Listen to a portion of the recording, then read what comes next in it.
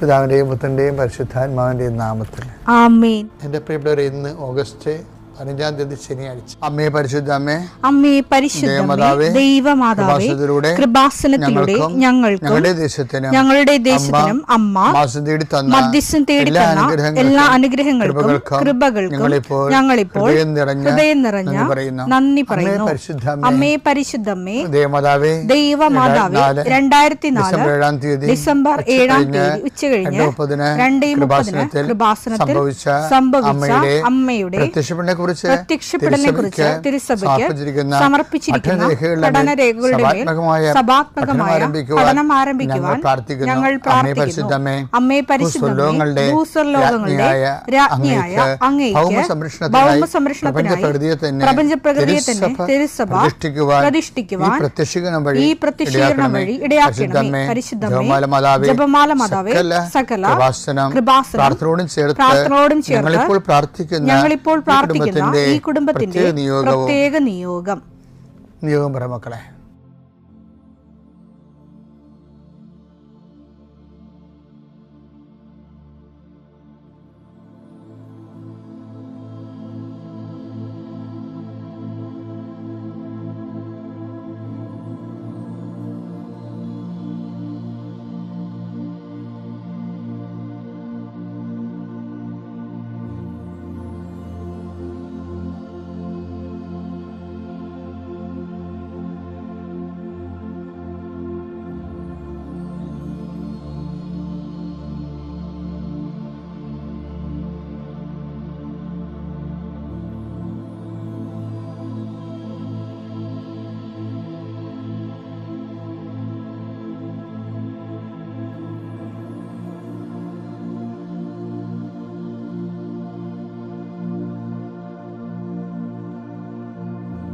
അമ്മയുടെ പ്രത്യക്ഷീകരണത്തിന്റെ ഈ അനുഗ്രഹവേളയിൽ ഞങ്ങൾക്ക് സാധിച്ചു തരുവാൻ കനിയണമേ. ആമേൻ. വിശ്വാസ പ്രമാണം.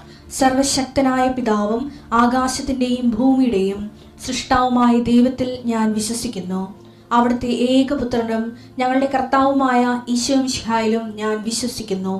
ഈ പുത്രൻ പരിശുദ്ധാത്മാവിനാൽ ഗർഭസ്ഥനായി കന്യകാമറിയത്തിൽ നിന്ന് പിറന്ന് പൊന്തിയോസ് പീലാത്തോസിന്റെ കാലത്ത് പീഡകൾ സഹിച്ച് കുരിശിൽ തറയ്ക്കപ്പെട്ട് മരിച്ച് അടക്കപ്പെട്ട് പാതാളങ്ങളിൽ ഇറങ്ങി മരിച്ചവരുടെ ഇടയിൽ നിന്ന് 3-ാം നാൾ ഉയർത്ത് സ്വർഗത്തിലേക്ക് എഴുന്നള്ളി സർവശക്തിയുള്ള പിതാവായ ദൈവത്തിന്റെ വലതുഭാഗത്തിരിക്കുന്നു. അവിടെ നിന്ന് ജീവിക്കുന്നവരെയും മരിച്ചവരെയും വിധിക്കുവാൻ വരുമെന്നും ഞാൻ വിശ്വസിക്കുന്നു. പരിശുദ്ധാത്മാവിലും ഞാൻ വിശ്വസിക്കുന്നു. വിശുദ്ധ കത്തോലിക്കാ സഭയിലും പുണ്യവാന്മാരുടെ ഐക്യത്തിലും പാപങ്ങളുടെ മോചനത്തിലും ശരീരത്തിന്റെ ഉയർപ്പിലും നിത്യമായ ജീവിതത്തിലും ഞാൻ വിശ്വസിക്കുന്നു. ആമേൻ. സ്വർഗ്ഗസ്ഥനായ ഞങ്ങളുടെ പിതാവേ, അങ്ങയുടെ നാമം പൂജിതമാകണമേ. അങ്ങയുടെ രാജ്യം വരണമേ. അങ്ങയുടെ തിരുമനസ് സ്വർഗത്തിലെ പോലെ ഭൂമിയിലും ആകണമേ. അന്നു വേണ്ടുന്ന ആഹാരം ഇന്ന് ഞങ്ങൾക്ക് തരണമേ. ഞങ്ങളോട് തെറ്റ് ചെയ്യുന്നവരോട് ഞങ്ങൾ ക്ഷമിക്കുന്നത് പോലെ ഞങ്ങളുടെ തെറ്റുകൾ ഞങ്ങളോടും ക്ഷമിക്കണമേ.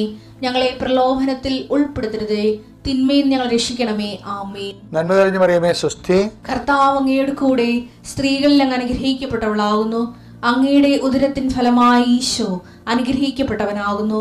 പരിശുദ്ധ മറിയമേ, തമ്പുരാന്റെ അമ്മേ, പാപികളായ ഞങ്ങൾക്ക് വേണ്ടി ഇപ്പോഴും ഞങ്ങളുടെ മരണസമയത്തും തമ്പുരാനോട് അപേക്ഷിക്കണമേ. ആമേൻ. കർത്താവേ, നിന്റെ ഉന്നതമായ നാമത്തിന് സ്വസ്ഥം ചെയ്യും. കർത്താവേ, നിന്റെ വിശുദ്ധ പൗരോഹിത്യത്തെ മഹത്വപ്പെടുത്തണമേ. കർത്താവെ, സഭയിലുള്ള സാന്നിധ്യം പ്രകടമാക്കണമേ. 40 വർഷം ഞാൻ അർപ്പിച്ച കൃപാന്റെ യുഗതിയാൽ കൃപാസ്ഥാനത്താറെ ജീവനോടെ പ്രത്യക്ഷപ്പെട്ട മാതാവിന്റെ മാധ്യസ്ഥ ഇന്ന് അങ്ങയുടെ മക്കളെ പ്രാർത്ഥന കൂടുന്ന എല്ലാ മക്കൾക്ക് വേണ്ടി പ്രാർത്ഥിക്കുകയാണ്. നിന്റെ കൂടെ അമ്മ ഉണ്ടാവുമെന്ന് നീ ഓർക്കണം ദൈവപൈതലേ. കർത്താവ്, കിടപ്പായിപ്പോയവർ, ഇങ്ങനെ ഒരു ആരോഗ്യമുണ്ട് പക്ഷെ കിടന്നു പോയവർ, ചിലപ്പോൾ അപകടം ഉണ്ടായി കിടന്നു പോയവർ, കർത്താവെ പ്രഷർ വന്ന് കിടന്നു പോയവർ, കർത്താവിൻ്റെ തിരുമുറുവാർന്ന വലതുകരം ആണിപ്പെടുതാടുന്ന അത്ഭുതകരം ആ കിടന്നുപോയ മക്കളുടെ മേൽ ശരീരത്തിൽ തലയ്ക്കപ്പെടട്ടെ. യേശുക്രിസ്തു ഉന്നതമായ നാമത്തിൽ നീ സൗഖ്യം പ്രാപിക്കട്ടെ എന്ന് കൽപ്പിക്കുന്നു. കർത്താവെ, പടലപ്പിണക്കങ്ങളും തൊഴുത്തിൽ കുത്തുമൂലം കുടുംബത്തിൽ കലഹവും കോലാഹലങ്ങളും സമാധാനം നഷ്ടപ്പെട്ട കുടുംബങ്ങൾ. ഏത് ഭവനത്തിൽ പ്രവേശിക്കുമ്പോഴും ആ ഭവന സമാധാനം ആശംസിക്കണം. സമാധാന ദൂതൻ അവിടെ ഉണ്ടെങ്കിൽ നിൻ്റെ സമാധാനോടെ ഭരിക്കും. കർത്താവേ, അടിയൻ്റെ പ്രാർത്ഥന കൊണ്ടും അമ്മയുടെ പ്രത്യക്ഷീകരണം കൊണ്ടും കർത്താവേ, ആ കുടുംബങ്ങൾക്ക് സമാധാനം ഉണ്ടാകണമെന്ന് പ്രാർത്ഥിക്കുന്നു. പഠിക്കാൻ പോകുന്ന കുഞ്ഞുങ്ങൾ, പഠിക്കുന്നതിന് വേണ്ടി ഒരുങ്ങുന്ന കുഞ്ഞുങ്ങൾ, കർത്താവേ, എന്തെല്ലാം കാര്യങ്ങൾക്ക് വേണ്ടി മക്കൾ വേദനിച്ചുകൊണ്ട് ആശങ്കപ്പെട്ടുകൊണ്ട് കണ്ണുനീരോടെ വിഷമിക്കുന്നുണ്ടോ ആ മേഖലയിലെല്ലാം പരിശുദ്ധാത്മ പ്രവർത്തിച്ചുകൊണ്ട് നിൻ്റെ വിഷയത്തിൽ ദൈവം തീരുമാനമെടുക്കാൻ പോകുന്നു. കർത്താവിൻ്റെ മുമ്പിൽ നീ ജാഗ്രതയോടെ പെരുമാറുക. കർത്താവെ, അകലം വിട്ടുപോകുന്നവർ, രാജ്യം വിട്ടുപോകുന്നവർ, വീട് വിട്ടുപോകുന്നവർ, ഞങ്ങൾ കണ്ണും മറയുന്നവർ കർത്താവിൻ്റെ കൃപയാൽ നിറക്കപ്പെടട്ടെ എന്ന് പ്രാർത്ഥിക്കുന്നു. എൻ്റെ കർത്താവെ, ജോലിയില്ലാത്തതിൻ്റെ പേരിൽ വിസ പുതുക്കാത്തതിൻ്റെ പേരിലും യാത്രയ്ക്ക് നാട്ടിലേക്ക് വരാൻ പറ്റാത്തതിൻ്റെ പേരിലും തിരിച്ചു പോകാൻ പറ്റാത്തതിൻ്റെ പേരിലൊക്കെ കുടുങ്ങി കിടക്കുന്നവർ, എൻ്റെ കർത്താവിൻ്റെതുമായ എന്തെങ്കിലും ബന്ധനങ്ങളെ ഞാൻ അർപ്പിച്ച 40 വർഷത്തെ ബലിയുടെ ശക്തിയാൽ ബന്ധിക്കുന്നു, അഴിച്ചു മാറ്റുന്നു. കർത്താവിൻ്റെ കരുണ നിന്നെ ആവശ്യിക്കുകയും നീ വിടുതൽ പ്രാപിക്കുകയും ചെയ്യട്ടെ. I command you in the name of Jesus Christ, you be healed and delivered. എൻ്റെ പ്രിയോടെ പിന്നെ ഉണ്ടല്ലോ, ഇടയ്ക്ക് എനിക്കൊരു കൺഫ്യൂഷൻ വന്നായിരുന്നു. കൺഫ്യൂഷൻ എന്ന് പറഞ്ഞാലേ, കർത്താവ് ഒരു വാക്ക് പറഞ്ഞില്ലേ, അതായത് 15:19 താഴെ സുവിശേഷം, ദുശ്ചിന്തകൾ, കൊലപാതകം, പരസംഗം, വ്യഭിചാരം, മോഷണം, കള്ളസാക്ഷ്യം, പരദൂഷണം എന്നിവയെല്ലാം ഹൃദയത്തിൽ നിന്നാണ് പുറപ്പെടുന്നത്. ഇവയാണ് ഒരുവനെ അശുദ്ധനാക്കുന്നത്. അപ്പം ഇതിൻ്റെ കൺഫ്യൂഷൻ എന്ന് പറഞ്ഞതേ, അതിനകത്ത് ഈ 5-ാം പ്രമാണം തൊട്ട് മോഷണം, പിന്നെ 6-ാം പ്രമാണം വ്യഭിചാരം, അവൻ്റെ കള്ളസാക്ഷ്യം, കൊലപാതകം, അപ്പോൾ ഇതെല്ലാം ഹൃദയത്തിൽ നിന്ന് വരുന്ന ഈശോ പറഞ്ഞത്. അപ്പോൾ എനിക്കെന്താ കൺഫ്യൂഷൻ എന്താണെന്ന് അറിയാമോ? വേറെ 4 പ്രമാണം ഉണ്ടല്ലോ, എന്തൊക്കെയാണത്? നിൻ്റെ കർത്താവ് ദൈവം ഞാനാകുന്നു, ഞാനില്ലാതെ മറ്റൊരു ദൈവം നിനക്കുണ്ടാവരുത്, ദൈവത്തിൻ്റെ നാമം വൃഥാ പ്രയോഗിക്കരുത്, പിന്നെന്താണ്, കർത്താവിൻ്റെ നാമം ദിവസം പരിശുദ്ധമായി ആചരിക്കണം, മാതാപിതാക്കന്മാരെ ബഹുമാനിക്കണം. ഇത് ഹൃദയത്തിൽ നിന്നല്ലേ വരണത്. മറ്റ് മാത്രം എന്താ ഹൃദയത്തിൽ നിന്ന് വരണമെന്ന് പറയാൻ കാര്യം? അപ്പോൾ അതിനെ അഡ്രസ്സ് ചെയ്യേണ്ട സമയത്ത് പക്ഷേ നമ്മളൊന്ന് ചിന്തിച്ചു കഴിഞ്ഞാൽ എല്ലാ പാപങ്ങളും ഹൃദയത്തിൽ നിന്നാണ് വരണത്. ഹൃദയത്തെ കൈകാര്യം ചെയ്യാൻ പറ്റുന്നില്ലെങ്കിൽ ആത്മീയ ജീവിതം നമുക്ക് സാധ്യമല്ല. അപ്പോൾ ഈശോ പറഞ്ഞ് വ്യഭിചാരം, കള്ളസാക്ഷ്യം, കൊലപാതകം ഇതെല്ലാം ഹൃദയത്തിൽ നിന്ന് വരുന്നു, അതവനെ അശുദ്ധനാക്കണം. അപ്പോൾ ഞാൻ ഈശോയോട് ചോദിച്ച്, ഈശോ നിൻ്റെ കർത്താവ് ഞാനാകുന്നു, ഞാനല്ലാതെ മറ്റൊരു ദൈവനൊക്കെ ഉണ്ടാവരുമെന്ന് പറയണേ, അത് ഹൃദയത്തിൽ നിന്നല്ലേ ആ പാപം വരണത്? അപ്പോൾ കർത്താവിൻ്റെ വചനത്തിൽ അതെല്ലാം ഉണ്ട് ശരിക്കും പറഞ്ഞാൽ. അത് പാപങ്ങൾ, എല്ലാ പാപങ്ങളും ഹൃദയത്തിൽ നിന്ന്. അതാണ് ഈശോ പറഞ്ഞിട്ടുണ്ടേ, ഹൃദയത്തിൻ്റെ തികവിൽ നിന്ന് അധരങ്ങൾ സംസാരിക്കണമെന്ന്. ലൂക്ക 6:45 ഹൃദയത്തിൻ്റെ നിറവിൽ നിന്നാണല്ലോ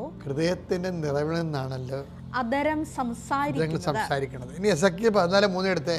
മനുഷ്യപുത്ര, ഇവർ വിഗ്രഹങ്ങളെ തങ്ങളുടെ ഹൃദയത്തിൽ പ്രതിഷ്ഠിച്ചിരിക്കുന്നു. അവരുടെ പാപഹേതുക്കൾ അവരുടെ കൺമുമ്പിൽ തന്നെയുണ്ട്. അപ്പൊ ദൈവത്തിനേക്കാൾ പ്രാധാന്യം എന്തിനു കൊടുത്താലും അത് വിഗ്രഹമാണ്. എനിക്ക് അവനെ കല്യാണം കഴിക്കണം, അല്ലെങ്കിൽ അവളെ തന്നെ കല്യാണം കഴിക്കും, അല്ലെങ്കിൽ ഞാൻ ഉണ്ടാകത്തില്ല എന്നൊക്കെ പറയും. ഞാൻ ശരിക്കും സഹതാപത്തോടെ നോക്കി നിൽക്കും. എന്താ കാര്യം അറിയാമോ? അത് ഒന്നാമത്തെ പറയണ ദൈവദൂഷണമാണ്.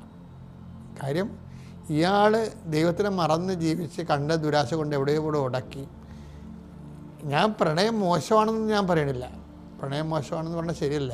അത് മനുഷ്യരാശിയിൽ പരസ്പരമുള്ള ആകർഷണങ്ങളെ വെച്ചിരിക്കണതല്ലേ അല്ലേ? പക്ഷേ ഇതിനകത്ത് ഈ പ്രണയ കെണിയും അതുപോലെ തന്നെ ഹണി ട്രാപ്പും, ഈ 14 പ്രണയങ്ങൾ ഹണി ട്രാപ്പാണ്. അപ്പോൾ അച്ഛനെന്താ ഇങ്ങനെ ഒരു അച്ചടക്കമില്ലാതെ സംസാരിക്കണം നിങ്ങൾ തോന്നും. എനിക്കിതില്ലേ പരിപാടി, ഇവിടെ ഇരുന്നുകൊണ്ട് ഈ കേൾക്കണം മുഴുവൻ അതല്ലേ. പല ആൾക്കാരും കുറച്ച് കഴിയുമ്പോൾ ബലിയാടാകും. അപ്പോൾ എന്ത് പറ്റിപ്പ് നടക്കണമുണ്ട് പ്രണയത്തിൽ? എനിക്ക് പറഞ്ഞത് ഞാനിപ്പോൾ ഈ ഒരു 39 കൊല്ലങ്ങളായിട്ട് കൗൺസിലിംഗ് തുടങ്ങിയിട്ട് തലമുറ. അപ്പോൾ ഒരു തലമുറ കഴിഞ്ഞു പോയി. 35 കൊല്ലമല്ലേ ഒരു തലമുറയെന്ന് പറയണത്. ഒരു തലമുറ കഴിഞ്ഞു പോയി. പക്ഷേ എനിക്ക് മനസ്സിലാകണത് ഇപ്പോഴത്തെ തലമുറയെന്ന് പറയണത് പ്രണയത്തിനും വ്യക്തിക്കും ഒരു പ്രാധാന്യം കൊടുക്കണില്ല. അതുകൊണ്ട് അവർക്ക് എന്ത് തടയും, എന്ത് മെച്ചമുണ്ടാകും എന്ന വിഷയത്തിനാണ് പ്രാധാന്യം കൊടുക്കുന്നത്. അതുകൊണ്ട് ഇവർ ഈ പ്രേമപ്പനി പിടിച്ചൊക്കെ വന്നാലൊന്നും ഞാൻ അധികം മൈൻഡ് ചെയ്യത്തില്ല. മൈൻഡ് ചെയ്യണമല്ല, ഇവർ എന്നോട് പറഞ്ഞാൽ ഞാൻ ആത്മഹത്യ എന്നൊക്കെ പറഞ്ഞ് എൻ്റെ അടുത്ത് ഭീഷണിയൊക്കെ പറയും. ഞാനോട് തലയൊക്കെ വെച്ച് പ്രാർത്ഥിക്കരുത്, കുഴപ്പങ്ങളൊന്നും ഉണ്ടാകില്ല എന്ന് വെച്ച് പ്രാർത്ഥിക്കും. പക്ഷേ എന്നാലും മനസ്സിനൊരു വിഷമം. എന്താ കാര്യം? ഒരു വിഗ്രഹമല്ലേ നീ. ഇപ്പം ഇതല്ലേ പണമായിരുന്നു, ചില ആൾക്കാർ പണമായിരിക്കും. 10 പ്രാവശ്യം എണ്ണിയല്ലേ ചില ആൾക്കാർ പണം കൊടുക്കത്തുള്ളൂ. 10 പ്രാവശ്യം തിരിച്ച് മറിച്ച് എണ്ണിയേ കൊടുക്കത്തുള്ളൂ. മത്തായി 12:34 എടുത്തേ. അണലി സന്തതികളെ ദുഷ്ടരായിരിക്കെ നല്ല കാര്യങ്ങൾ പറയാൻ നിങ്ങൾക്ക് എങ്ങനെ കഴിയും? ഇത് പണ്ട് ഇപ്പോഴും മാത്രമല്ല ഈ പണി. നല്ല അലക്കി തെച്ച വർത്തമാനം പറയണ ആൾക്കാരുണ്ട്. ദുഷ്ടത മനസ്സിൽ വെച്ചുകൊണ്ട്, കോപം, വൈരാഗ്യം, അശുദ്ധ സംഭാഷണമൊക്കെ മനസ്സിൽ വെച്ചുകൊണ്ട് അവരെ വിളിക്കണ അണലി സന്തതി എന്നാണ്. അണലി സന്തതി വിളിക്കാൻ കാരണം വെച്ച് കഴിഞ്ഞാൽ നമുക്ക് കാര്യം അണലി, ഞാൻ കഴിഞ്ഞ ദിവസങ്ങൾ പറഞ്ഞില്ലേ, തീപ്പാമ്പെന്ന് പറഞ്ഞ സാധനം, അതിങ്ങനെ മരുഭൂമിയിൽ ഇങ്ങനെ പൊളഞ്ഞ് താഴേക്ക് ഇങ്ങനെ മുങ്ങിയിരിക്കും. അതിൻ്റെ ആ 2 ചെറിയ മുള്ള് മാത്രം മുമ്പിൽ കാണാൻ പറ്റും. അടുത്ത് പോകുമ്പോൾ നമ്മൾ നമ്മളെ കൊത്തി കഴിയുമ്പോഴാണ് അയ്യോ ഈ സാരോടെ ഇപ്പോൾ ഉണ്ടായിരുന്നില്ല എന്ന് വരും. അപ്പം പുറമേ അലക്കി തെച്ച് ഒരു വർത്തമാനമൊക്കെ പറയും. പക്ഷേ കാര്യത്തിലെടുക്കുമ്പോൾ അവർ കറക്റ്റ് അവരാരാണ് അതാണ് നമുക്ക്. അപ്പം ഞാൻ പലപ്പോഴും ചെയ്യണത് ഇങ്ങനെയൊക്കെ ഞാൻ ടാസ്ക് കൊടുക്കും. നമുക്ക് ആവശ്യമില്ലെങ്കിൽ ഒരു ടാസ്ക് കൊടുക്കും. ഇതെങ്ങനെ ടെസ്റ്റ് ചെയ്ത് സ്വർണ്ണം ഉരച്ച് നോക്കണമല്ല, ഉരഞ്ഞിട്ട് എങ്ങനെ ഉണ്ടെന്ന് നോക്കണമല്ല. മിക്കവാറും ആൾക്കാരടുത്ത് വീഴും. അത് I have no time to waste. ഞാനെപ്പോഴും അങ്ങനെ ആൾക്കാരുടെ ആവശ്യമില്ലാതെ സമയം വേസ്റ്റ് ചെയ്യാനില്ല. പിന്നെ നമുക്ക് സമയം എടുക്കണമെന്നുണ്ടെങ്കിൽ ആളെ നമ്മൾ തുരച്ച് നോക്കും. അത് തെറ്റൊന്നുമില്ല എൻ്റെ അകത്ത്. കാര്യം ഇതിനകത്ത് പറഞ്ഞ അതായത് നമ്മൾ ആരെയും നമ്മൾ സഹായിക്കാം. അത് ദുഷ്ടനെയും ശിഷ്ടനെയും എല്ലാം സഹായിക്കാം. പക്ഷേ നമ്മൾ റിലേ ചെയ്യുമ്പോൾ എപ്പോഴും നമ്മൾ റിലേ ചെയ്യാൻ പറ്റുമെന്ന് നോക്കണം. മർക്കോസ് 7:9. അവൻ തുടർന്നു നിങ്ങളുടെ പാരമ്പര്യം പാലിക്കാൻ വേണ്ടി നിങ്ങൾ കൗശലപൂർവം ദൈവകൽപ്പന അവഗണിക്കുന്നു. എന്തെന്നാൽ നിന്റെ പിതാവിനെയും മാതാവിനെയും ബഹുമാനിക്കുക. അത് കൽപ്പനയാണേ. അത് ഹൃദയത്തിൽ നിന്ന് അതിനെതിരെ വരുന്ന തിരസ്കാരങ്ങൾ, മാതാപിതാക്കന്മാരെ തിരസ്കരിക്കേണ്ടത് എവിടുന്നാ വരുന്നത്? പ്രായമായ ആൾക്കാരില്ലേ, അപ്പനായാലും അമ്മയായാലും മറ്റുള്ളവരായാലും, നിങ്ങൾ സ്വപ്നം കണ്ടിട്ടുണ്ടെങ്കിൽ നിങ്ങൾ ചിന്തിക്കണം അവർക്ക് എന്താണ് അവരുമായിട്ട് കടപ്പാട് നമുക്ക് എന്ന് ചിന്തിക്കണം. ഒരു സ്വപ്നം കണ്ടാൽ ആ വ്യക്തികൾ നിങ്ങളുടെ ബന്ധമുണ്ടെങ്കിൽ അയാൾ ജീവിച്ചിരുന്ന കാലത്ത് അയാളെ ഉപദ്രവിക്കുകയോ വിഷമിപ്പിക്കുകയോ ഒഴിവാക്കുകയോ സങ്കടപ്പെടുത്തുകയോ ചെയ്തിട്ടുണ്ടെങ്കിൽ കർത്താവിന് തിരുസന്നിധി പരിഹാരം ചെയ്യണമെന്നാണ് ഈ സ്വപ്നത്തിൻ്റെ അർത്ഥം. കാര്യം ദൈവമായിട്ട് ജീവിച്ചു പോകണമെങ്കിൽ വെട്ടിപ്പും മെനയായിട്ട് പോകണമല്ല. അല്ലാതെ ഈ പറഞ്ഞ പോലെ പോയിട്ടൊരു കഥയില്ല. അദ്ദേഹത്തിന് പറ്റിപ്പാണ്. അത് ദൈവത്തിന് അറിയാമില്ല. ദൈവം പറ്റിപ്പിൽ വീഴത്തില്ല. പിന്നെ ആരാ പറ്റിപ്പിൽ വീഴണം? നമ്മൾ തന്നെയാണ്. ശ്രദ്ധിക്കുക. പിതാവിൻ്റെയും പുത്രൻ്റെയും പരിശുദ്ധാത്മാവിൻ്റെയും നാമത്തിൽ.